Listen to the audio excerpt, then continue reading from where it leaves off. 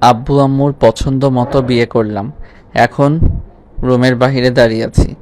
মনে মনে একটা সিদ্ধান্ত নিলাম যে সবাই যেভাবে বাসর করে আমি সেভাবে করব না। আমি একটু অন্যরকমভাবে বাসর করব। রুমে ঢুকলাম। বউ আমাকে দেখে বিছানায় গিয়ে বসে পড়ল। আমি আপনাকে একটা কথা বলতে চাই, আশা করি মন দিয়ে শুনবেন। জি বলুন। আমি আপনাকে স্বামীর অধিকার দিতে পারবো না। বউ মাথা তুলল, চোখের পানি টলমল করছে। এই বুঝি বৃষ্টি নামবে? কেন?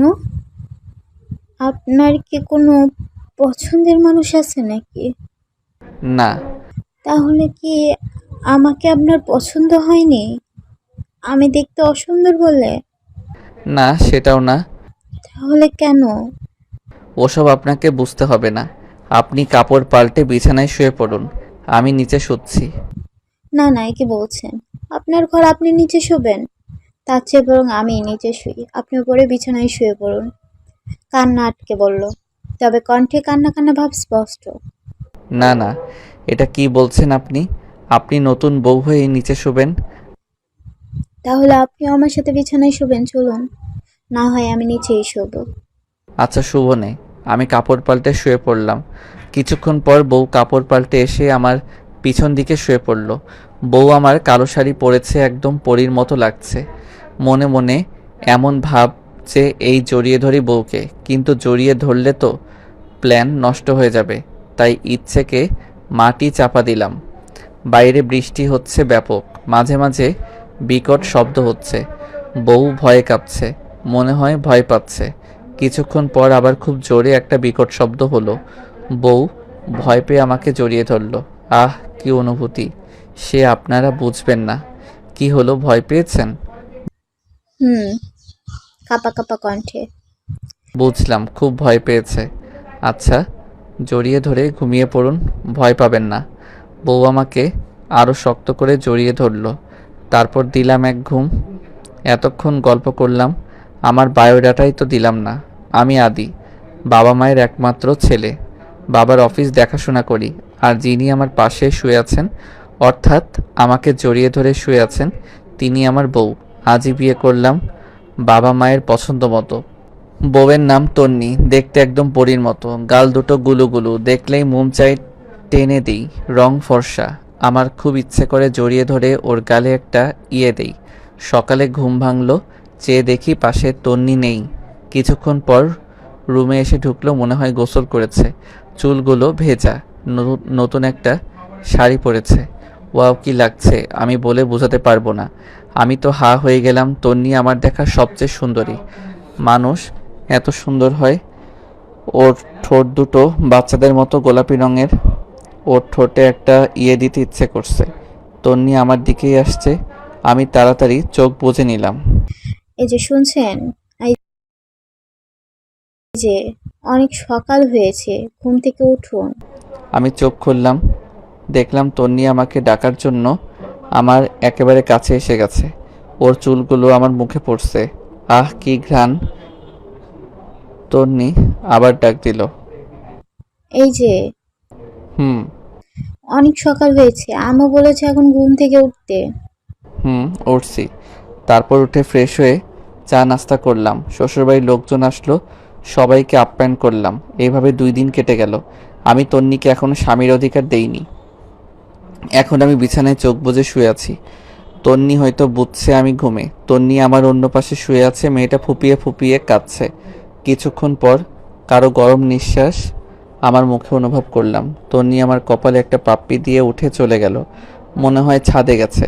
মন খারাপ তাই। আমি চোখ খুললাম, দেখলাম পাশে একটা ডায়েরি পড়ে আছে। আমি ডায়েরিটা হাতে নিলাম। এটা তন্নির ডায়েরি। ডায়েরিটা খুললাম। প্রথম কয়েক পাতায় কিছুই লেখাই নেই। মাঝখান থেকে লেখা শুরু করেছে। কবে খুঁজে পাবো আমার ভালোবাসার মানুষকে, যে আমাকে খুব ভালোবাসবে? আমি শুধু তাকেই ভালোবাসবো যার সাথে আমি বিবাহ বন্ধনে আবদ্ধ হব, অর্থাৎ আমার স্বামীকে। আমি এখন অনেক বড় হয়ে গেছি, অনেকে আমাকে প্রপোজও করেছে, সবার প্রপোজাল আমি রিজেক্ট করে দিছি। কারণ আমি আমার পুষে রাখা ভালোবাসা শুধু আমার স্বামীকে দেব। আজ আমাকে পাত্রপক্ষ দেখতে এসেছিল। পাত্র খুবই কিউট, দেখতে একদম বাচ্চা বাচ্চা টাইপ। তারা আমাকে পছন্দ করেছে, বিয়ের দিন তারিখ ঠিক করে গেছে। আজ আমার গায়ে হলুদ, বাড়িতে অনেক লোকজন, সবাই খুব আনন্দ করছে। আমার খুব কান্না পাচ্ছে, কারণ কাল আমার চিরচেনা মানুষদের ছেড়ে চলে যেতে হবে। আজ আমার বিয়ে হয়ে গেল, এখন আমি বাসর ঘরে বসে আছি। আমি একটু আগে খুব কান্না করেছি, খুব ভয় করেছে। কিছুক্ষণ পর দরজায় কড়া নাড়ার শব্দ পেলাম। মনে হয় বর সাহেব এসে গেছেন। বর ঘরে প্রবেশ করলো, তারপর বর যা বলল, নিমিষে আমার এতদিনের পুষে রাখা ভালোবাসা শেষ হয়ে গেল। স্বামী আমাকে তার স্ত্রীর অধিকার দেবেন না। আজ থেকে ডায়েরি লেখার সমাপ্তি। ডায়েরি পড়ে আমার চোখ দিয়ে অশ্রু গড়িয়ে পড়তে লাগলো। যে আমাকে এত ভালোবেসে যে আমাকে এত ভালোবাসে, আমি তাকে এত কষ্ট দিলাম। আমি আস্তে আস্তে ছাদে গেলাম। ছাদে গিয়ে দেখলাম তন্নি ছাদের রেলিংয়ে দু হাত রেখে ব্যস্ত শহর দেখছে, মনে হয় কাঁদছে। আমি গিয়ে তন্নির কোমরে হাত দিয়ে টান মেরে আমার বুকে নিয়ে এলাম। তন্নি ভয় পেয়ে গেল আর বলল, কে? তন্নি আমার দিকে তাকিয়ে যখন দেখলো, আমি তখন অবাক হয়ে বলল, আপনি? কেন, অন্য কেউ আসার কথা নাকি?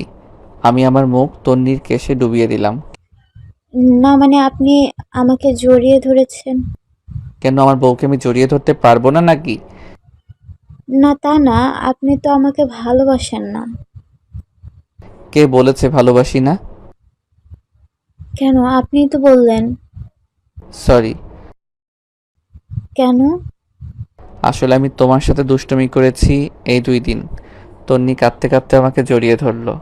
জানেন এই দুদিন আমার কি কষ্ট হয়েছে? এখন থেকে আর কষ্ট দিব না। আর তুমি আমাকে আপনি করে বলছো কেন? তুমি করে বলবে, ওকে? আচ্ছা, আর কষ্ট দেবে না তো? না, তবে আমার একটা ইচ্ছা আছে। কি? তোমার ওই গুলুগুলু গাল দুটো একটু টেনে দিব। কেউ কি মানা করেছে নাকি? আমি তন্নির গাল দুটো টেনে দিলাম। আও! কি হলো? এত জোরে কেউ টানে নাকি? তোমার আর কিছু বলার আগে ঠোঁটের স্বর্গ স্পর্শ পেলাম। বাকিটা ইতিহাস।